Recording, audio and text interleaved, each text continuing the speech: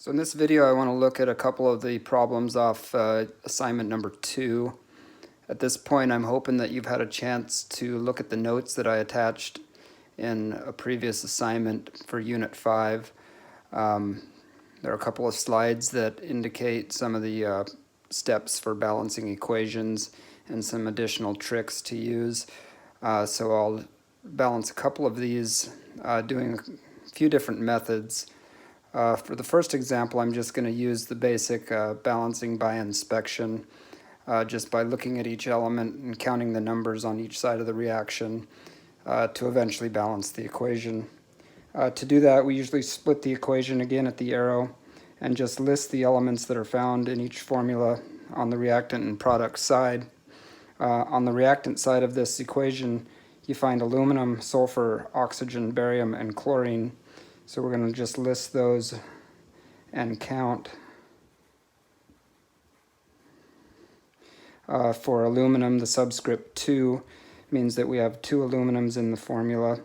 For sulfur and oxygen in parentheses, the 3 outside of the parentheses needs to be distributed to both the sulfur, giving us a total of 3 sulfurs in the formula, and the 3 and the 4 make a total of 12 oxygens in the formula.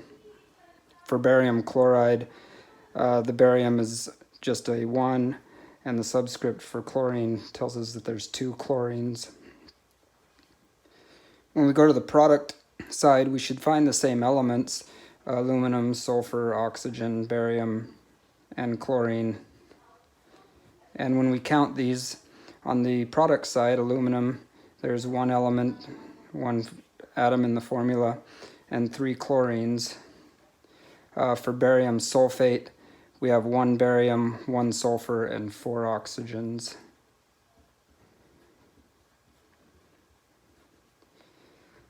So our job here now is to balance the numbers of each element on both sides of the reaction. You do that by adding coefficients in front of any formulas to balance those elements. We can start with aluminum, where we have 2 on the reactant side. We need 2 on the product side. You do that by adding a 2 in front of the formula aluminum chloride. Now that 2 changes the numbers for aluminum and chlorine, and so we recount. The 2 distributes to the aluminum and gives us a total of 2 aluminums, and multiplies the number of chloride or chlorines from 3 to 6. And so we've balanced the aluminum.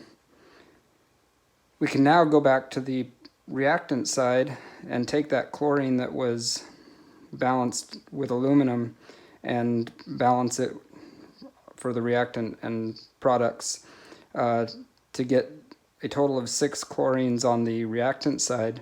We can put a coefficient in front of barium chloride. Putting a 3 there recounts the barium and gives us a total of 3 barium.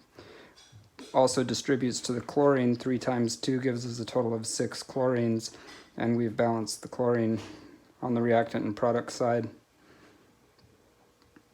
We also need to balance the sulfur and the oxygen, as well as the barium.